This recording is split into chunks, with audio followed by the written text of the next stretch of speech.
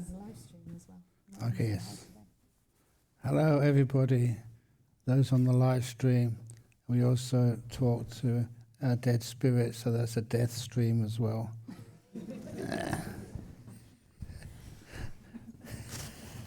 And to all of you here in between. So welcome.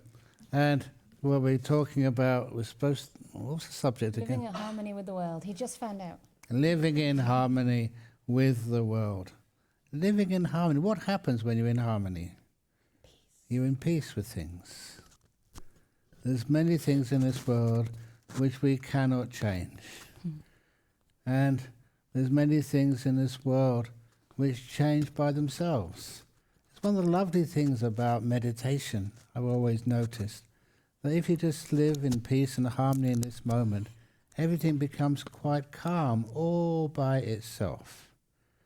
And that's a wonderful thing to know, how you can be at peace with things. If you're trying to make peace, people usually make war so they can find peace. That's what they think. The war to end all wars. Instead of fighting to find peace, it's nice just letting go, being still, and then peace comes to you. There's many, many, many stories about just how peace actually happens. Not everybody was at the 5-day retreat we taught at the Scouts camp. So one of the stories there, one of the key stories, which shows how this happens, is the story of the donkey and the carrot. How many of you know the story of the donkey and the carrot? Most of you, quacky. Written too many books. Yeah, but anyway, here it comes again. Sometimes it's nice hearing the story again, because you always see something more in it than you've heard before. And sometimes even the monks keep telling me this. There are a lot of monks in monastery where I teach, and they're 31 the last range retreat. Or 30 plus. Well, no, you're same as a monk. Yeah. No, you're bhikkhuni, yeah, but I count you in that. So anyway, 31. So many of them, they tell me off that I don't keep repeating the stories enough times to remind them. This is important about how you meditate. Once upon a time, there was a donkey. If you're sitting comfortably, then I'll begin. Are you sitting comfortably? Okay. There was a donkey, and actually there's many donkey stories. Okay. Any of you in politics? Sorry? They wouldn't dare say. They wouldn't dare say, oh, why not? So anyway, I told this to a president once. I'll tell you who he was. That was Rajapaksa, the first one. And I respected him, believe it or not. I didn't know what he got up to. But once when I went to his place, invitation for the breakfast, and then he said when he came in, I'm a failure. And when that's the first word you hear from a person who's a president in a country, I think, wow, he actually said, I'm a failure. It was because he told me that he had got into politics and eventually became the president of Sri Lanka, which is executive president, in order to solve the war with the Tamil Tigers peacefully. And he said he didn't do it, couldn't do it. That's why he said he was a failure. That kind of gave me a lot of compassion for him.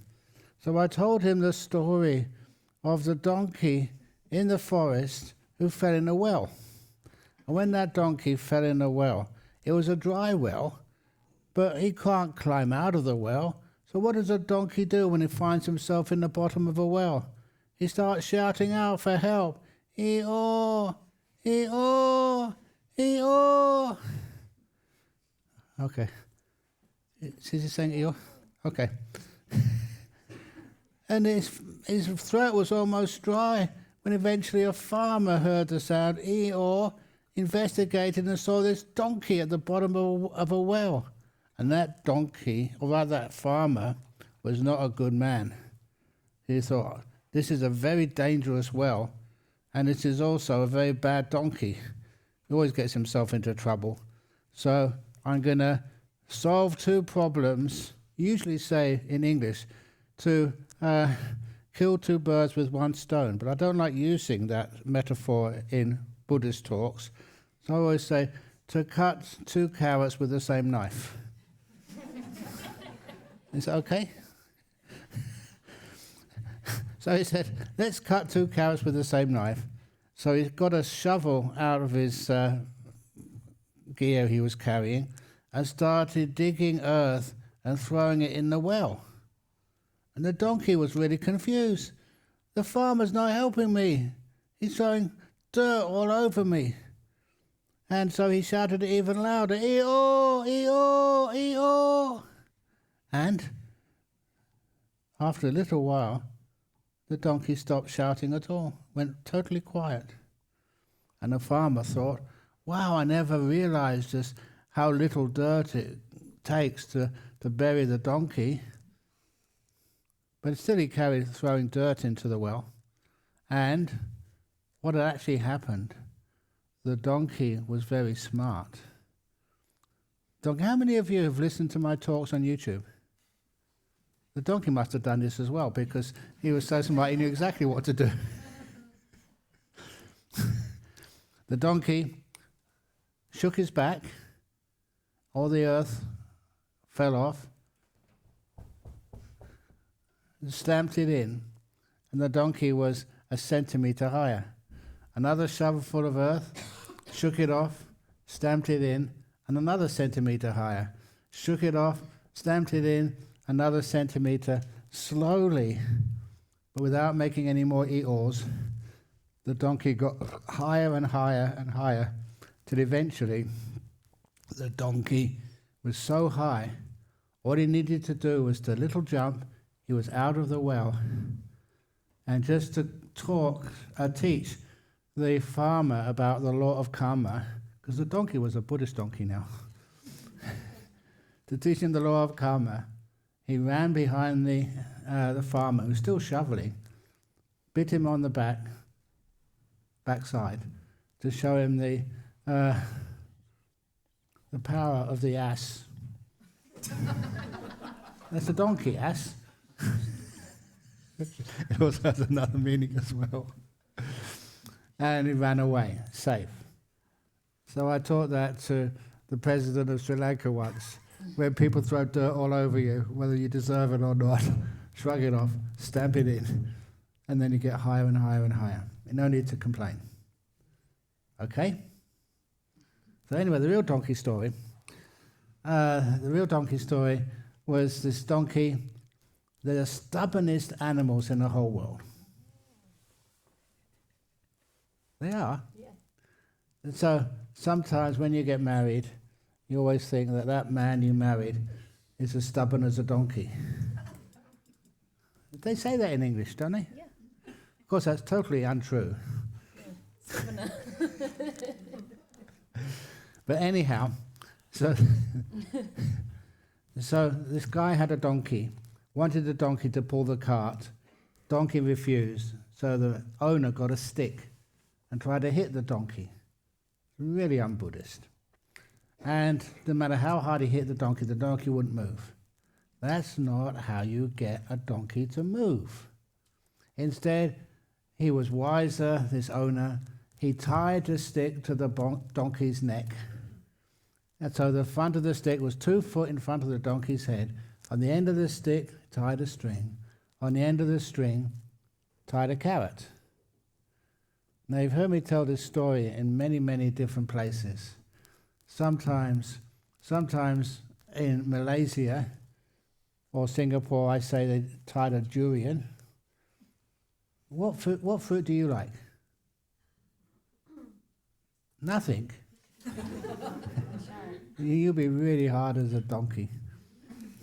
So anyway, they tied a carrot on the end of the string. So the donkey saw the carrot 2 foot in front of his mouth. What do you think the donkey did? The donkey ran towards that carrot, trying to catch it. No matter how fast the donkey ran, that carrot was always roughly 2 foot in front of his mouth. Ran really, really, really fast. Still, the carrot was 2 foot in front of him. Because when the donkey moved, the stick moved, the string moved, the carrot moved. Now that's a very good simile about your life. All of you who have aspirations, goals, something you wish to achieve in life, do you like to retire and live a nice, peaceful, happy life? You know, I did. You know how old I am now? I had my 74th birthday last August. I'm an old monk. How much have I got in my retirement fund? Nothing. I've got no sort of pension fund, no retirement fund, no investment assets or anything. So anyway, I have to keep on working. So those of you who want to fund my retirement, if you do, I'm not coming to England anymore. Is that a good idea? You'll always come. Yeah, I will. 'Cause I can't survive if I don't work. So anyhow, this donkey always saw the carrot 2 foot in front of his mouth. But then the donkey learnt the Buddhist way of catching carrots. The donkey was running really fast after that carrot. And then the donkey did something which very few people have the confidence to do. The donkey stopped. Stopped running, just stood still. And then that carrot swang further away from the donkey's mouth. It went further than it's ever been before.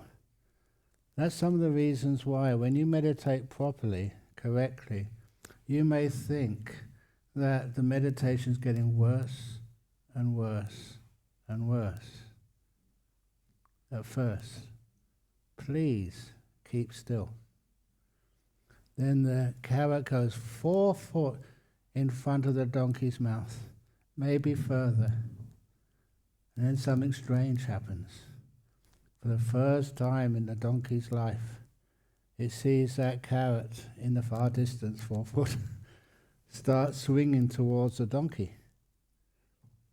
And as it comes in its normal position, 2 foot in front of the donkey's mouth, now it's coming super fast towards the donkey's mouth. And it swings back up closer and closer and closer to the donkey's mouth. And there's one last instruction in meditation you should never ever forget. Kindness. What happens is the donkey thinks and kind of says in donkey language to that carrot, carrot is swinging towards his mouth. Carrot, the door of my mouth is open to you. Come here. Otherwise it bounces off the donkey's mouth. Have you ever seen how big the teeth of donkeys are? So it's very easy to bump off. So that kindness is really important. And that's how the donkey catches the carrot. And that's how you develop deep meditation. You've been running all your life after things. And you ever notice you almost get there, but never quite. In the way of meditation, you've been running so much after peace, happiness, stillness, joy, bliss, whatever it is. And then one day you decide to stop. Stand still. And then you notice the peace, the joy, the happiness start coming towards you. And just be kind and let it in. Don't be afraid of the peace and the bliss of the meditation. During this retreat, there'll be a lot of opportunities to be able to sit down comfortably. What's the word?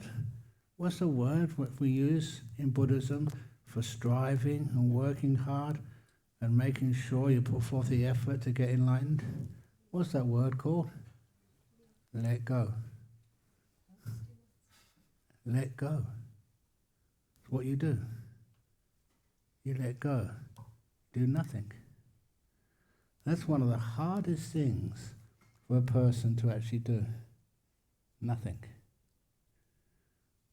Please remember that. Be still. Let go. Detach. Put down the burden. Relax. And see what happens. At first, whatever you think meditation is going to give you seems to disappear and go further and further away. Then you get to that point where it starts coming towards you. And that's kind of magical. You're not doing anything, but all those great goals are happening. Now, I told this story at the retreat over in the Scouts camp a few days ago. But it was one of those stories which really shocked me.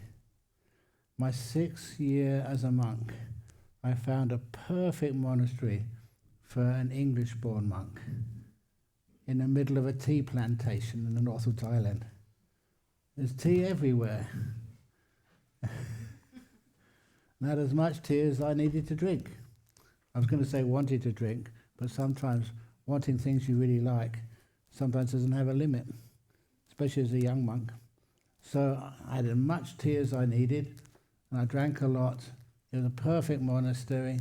I was the only monk there, had lots of caves. And when you have caves, it's like air conditioning places, quiet places. I love caves. And so I had peace, quiet. I was there by myself. I had no one to ask advice from. So after a couple of months in that monastery, I started getting what they call restless. You know what restlessness feels like? You're trying to just do something like watch the breath or just be peaceful, and the mind keeps throwing up thoughts. But this time, the reason I'm telling you this story, it wasn't ordinary thoughts. It was really embarrassing thoughts. I was 6 years as a monk, 29 years old, still a young man, and I started thinking, I wonder what that ex-girlfriend is doing now. No, shut up, Ajahn Brahm. So, I'm not into, I like being a monk. Yeah, I know, but she was nice. Yeah, stop it. I had all these memories of my early life. I was still young enough, had a good degree. I could get a job, I could live in the world okay. I wonder what she's up to. No, stop it. You know how like fantasies work?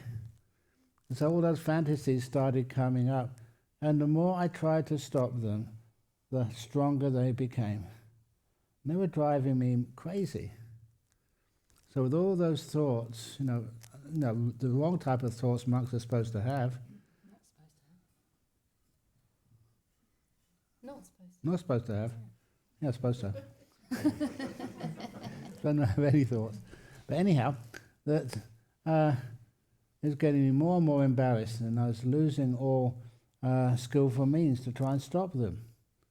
So I decided, I went to the only person I could talk to, this is how crazy I was getting, which was a big Buddha statue in the main hall.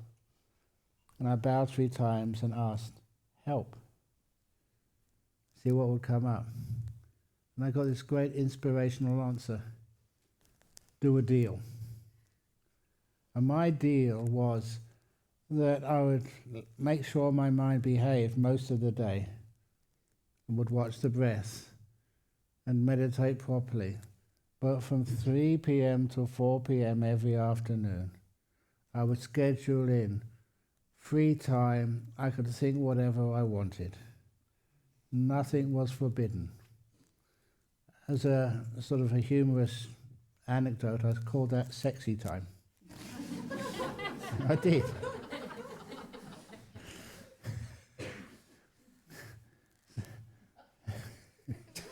I admit it.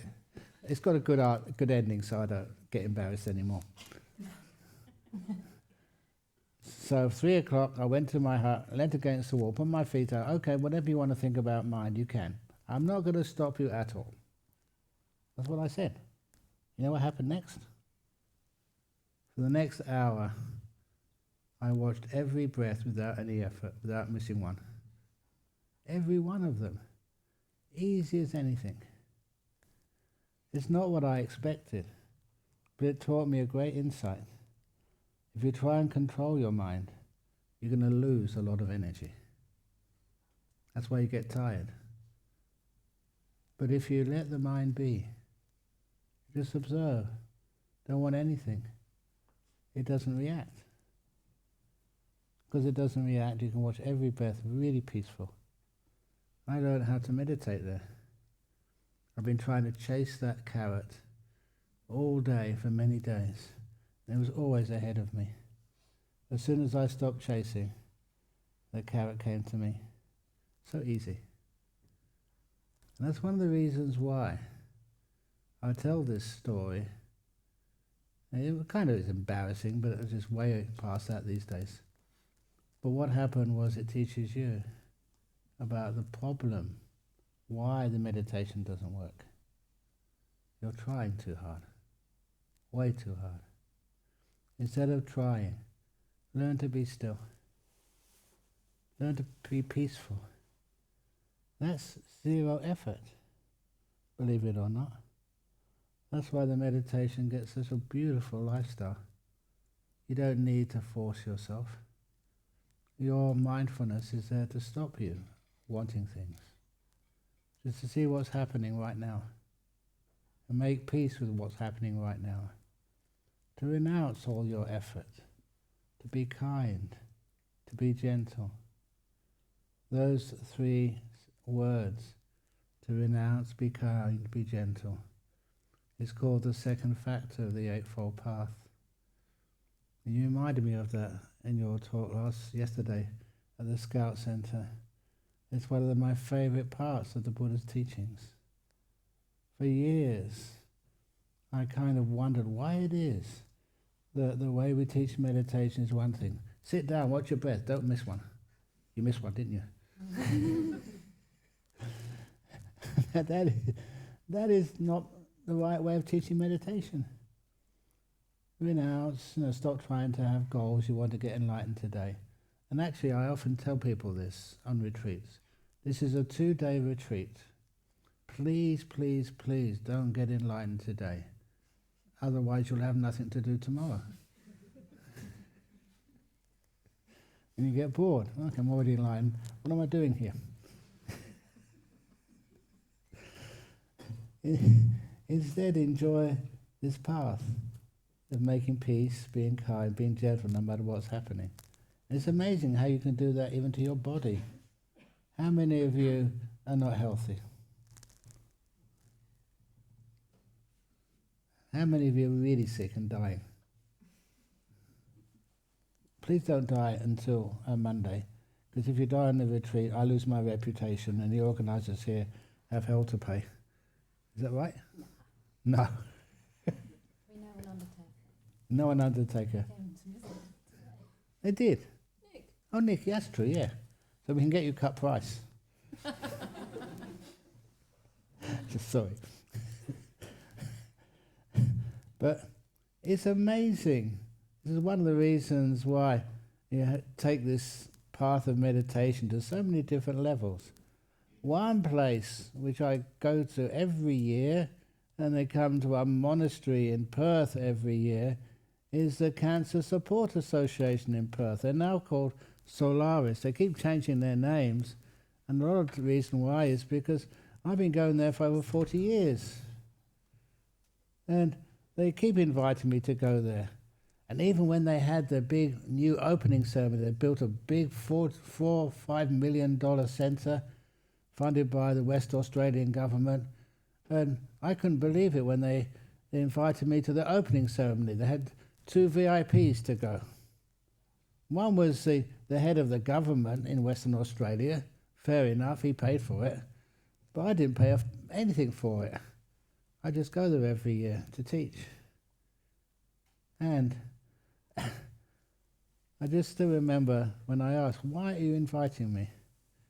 And they say, because of all that teaching which you've been giving over 40 years. And they said one of the people on the main committee, she was a lady who had breast cancer. Years and years and years ago, she had a mastectomy. And after the mastectomy, I was there teaching meditation. And she asked this question. And she said, she told me she'd asked this of many sort of psychologists, doctors, philosophers. She said, I had breast cancer, one of my breasts was removed. I'm in remission now, but I'm so worried. What would happen if the cancer comes back again? I don't think I can handle the pain and the discomfort anymore. What would happen if it comes back? You know what I said? And I was serious about this. I told her, looked at her and said, what would happen if it didn't come back? And that was not what she expected. Which meant that actually she saw something she hadn't seen. She was always expecting it's going to come back, it's going to come back, it's just a matter of time. What would happen if it didn't? And for her it didn't. One of the problems which causes cancer is the stress, the worry, overly concerned. She couldn't relax and be peaceful. And I told her many times, it's because you're worried about it, it's much more likely to come back. And the philosopher who I backed up this advice with, because you always need, just not Ajahn Brahm, this is this famous English philosopher. I think many of you may know him. That philosopher was named W.T. Pooh. Full name, Winnie the Pooh. And the story was Winnie the Pooh and his best friend Piglet were walking back in the forest after a very busy day, and during their walk back there was a big storm. The trees were bending over in the power of the wind. Many branches were falling off, even the whole trees were coming crashing down to the ground. And little Piglet told his best friend Pooh, I can't go on, I can't keep walking. What would happen? What would happen if a tree fell when we were underneath it? Have you ever felt fear like that? So what would happen if the cancer came back? What would happen if everything went wrong? And then the great philosopher W.T. Pooh, I think he did have a PhD. Winnie the Pooh replied, what would happen if it didn't? And if I was a mathematician when I first read that story, and I know that the probability is that you'll be safe, but when you worry about it, you're increasing the odds it's going to happen against your well-being, which is one of the reasons why it's a worry which kills you much more than a cancer. I don't know if any English language graduates are here. I remember just one of my favourite stories from Edgar Allan Poe, The Mask of the Red Death. It's a bit ghoulish, but it taught me a lot about how people really get sick. Edgar Allan Poe wrote about these, in those days, like demons, monsters were actually causing all these big plagues in Europe. And on this one occasion, these monsters had a big meeting in the forest outside of Paris somewhere. And they discussed what they'd been up to. How many people did you kill in Paris? Oh, 5,000. How many people in London? 10,000. How many people in Amsterdam? 15,000. And then they asked somebody else, how many people did you kill? Well, okay, how many people did you kill in Hawaii? Tales from Hawaii. I'm adding to this story, by the way. And he said, I only killed 10. And fear killed 20,000.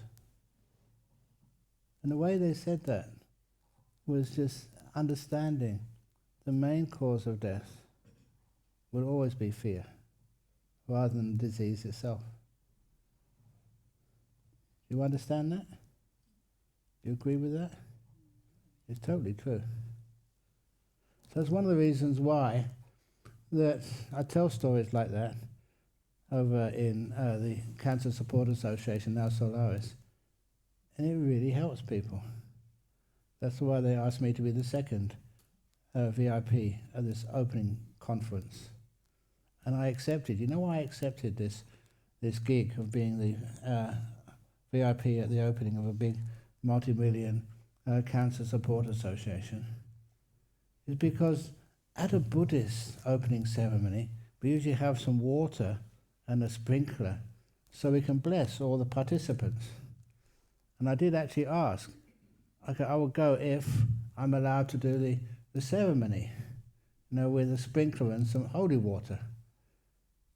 I said, no, I don't see anything wrong with that, but it'll mean I'll have to bless the head politician in Western Australia. And okay, go ahead. So I soaked him as well. And that's what I enjoyed very much. Soaking a head politician. Think I could do that? Who's the head politician in? It's Starmer, isn't it? Yeah. Do you think I could do that? Do you think he deserves it? Or whatever. It's having a bit of fun. And when you have a bit of fun at an opening ceremony, that's actually what allows people to feel good. When they feel good, they usually are much better good. And they are usually much healthier. So anyway, that's why even things which you learn in meditation can help things like cancer so much. Now I got into this because I know why are you meditating here? Why you come? Many different reasons. One is for your good health. It works. One is for your happiness of living and working with others. It helps. That's one of the reasons why one of my favourite stories, I haven't said this at all yet since I've been here, is of the story of once you're married, you're in a relationship, and then say it's, two women just been married, and they're walking after lunch through the forest, and they hear the sound, quack, quack, quack, quack. And one of the ladies said, "Can you hear that? That's a chicken." And the other one said, "That's not a chicken, that's a duck." No, that is a chicken. It can't be. It went quack, quack, it's a duck. No, it's a chicken, it's a duck, it's a chicken. Does that remind you of something, some of the talks you've had with either your boss, your best friend, or your partner?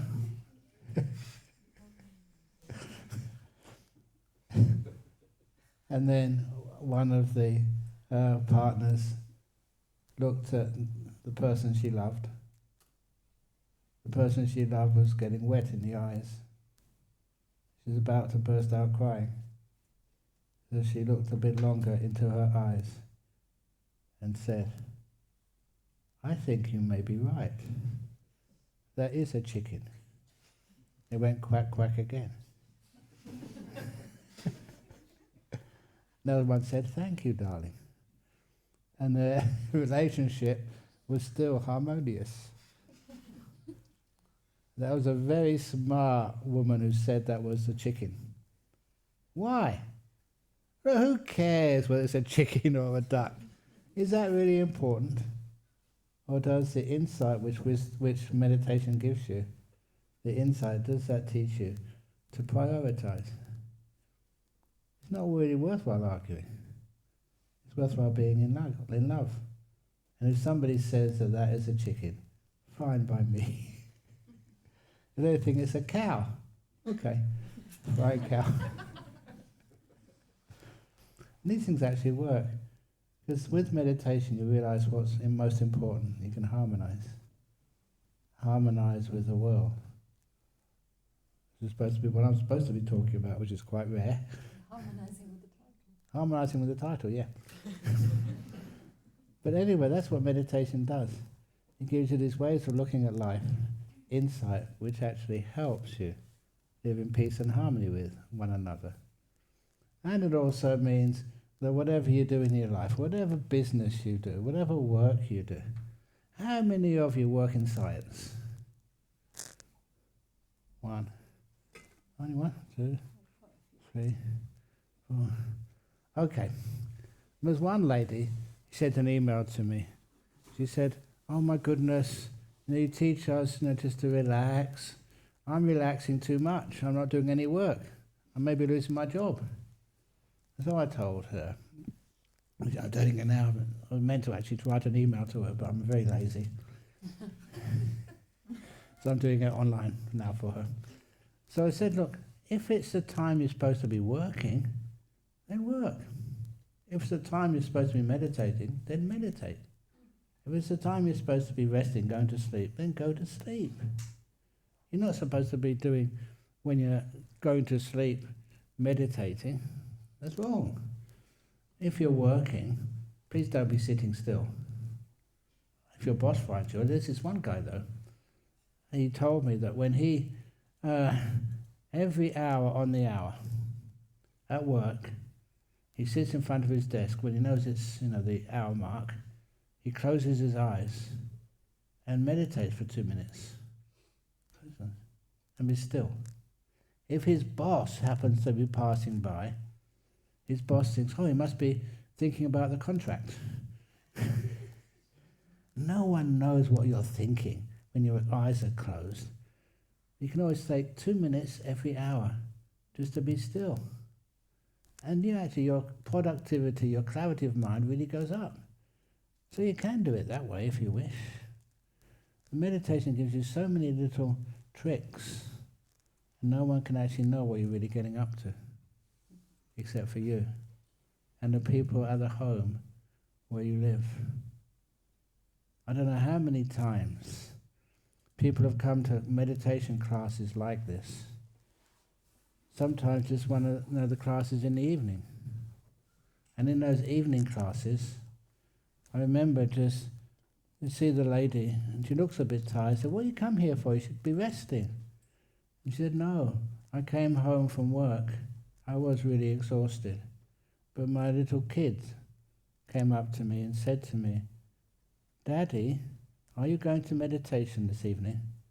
And Daddy said, no, I'm just too tired. Daddy, are you going to meditation? No, I want to just rest. Daddy, you must go to meditation tonight. Why? And then the little kid says to the daddy, because you're a much nicer daddy when you come home from meditation.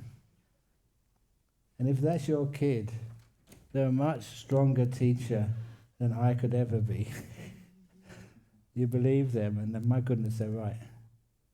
This is where you find out just the power of meditation, to calm you down, to give you clarity, and also so you can be kind. Otherwise, you become very insensitive to the really important people of your life. One of these stories, how long am I going? 10, I've got another 5 minutes. I'm really trying hard to do the right thing. I'm going to fail, I'm sure. But I haven't failed yet. Okay, so some of these stories which I say, that they have some amazing effects. And this particular story I gave over in one of the islands in Indonesia. I think it was in Sulawesi. And when I was giving some talks, there's a radio channel really wanted me to come and be interviewed. And as it happened, that interview was being run by a Muslim lady. I was a Buddhist monk. But it was about life. And so I told her about the story of this guy who came home from work late at night, and his son, his young 6-year-old son, was waiting for him at the door. And as soon as Daddy came in, son asked him, Daddy, how much do you earn at work? He's only 6 years old, it's none of your business. Shut up, I need to be quiet and have a cup of tea. Daddy, how many pounds do you earn per hour at work? Look, I told you, it's none of your business. I'm tired. But Daddy, how much do you... 3 times. I told you not to ask that. Go up to your room, you're grounded. So his little son shrugged his shoulders and trudged up to his room. Went inside. He'd been grounded by his daddy. I remember, that's nice the way you said, because, that's the only reason why parents do that is because they're really tired. So the father realized he'd overreacted to his little son. So he went up to his son's room and knocked very gently on the door. Opened the door up, let himself in, and said, "Son, I'm sorry. I shouldn't have shouted to you like that. But I was tired. I don't know why you want to know how much I earn an hour at work. As it is, I earn, $20 an hour at work. I don't know really money because I don't know anything. How much do you earn an hour?" So he said, $20 an hour. And the son said, "Oh, thank you, Daddy. Now, can I please borrow $10, please?" And that's what the father always did. Opened his mouth in shock. But he'd already got his son angry once. He didn't want to get his son angry again. So he bit his lip, got out his wallet, and gave his son $10. "Thank you so much, Daddy." And then the son opened a little drawer next to his bed, got out another few coins, counted out $10 more, and offered his father $20. "Now, Daddy, can I please have 1 hour of your time?"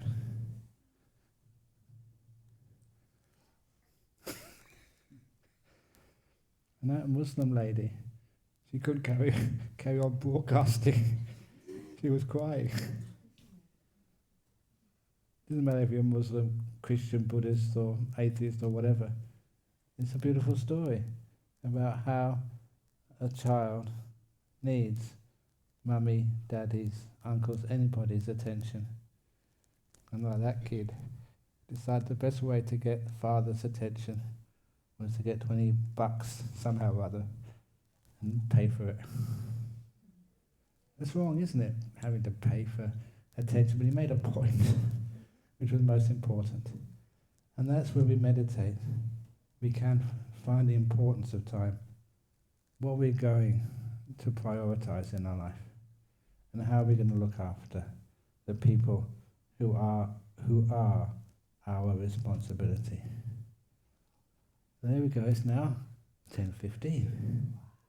I will give you, I can't tell another story. So we're having a toilet break now.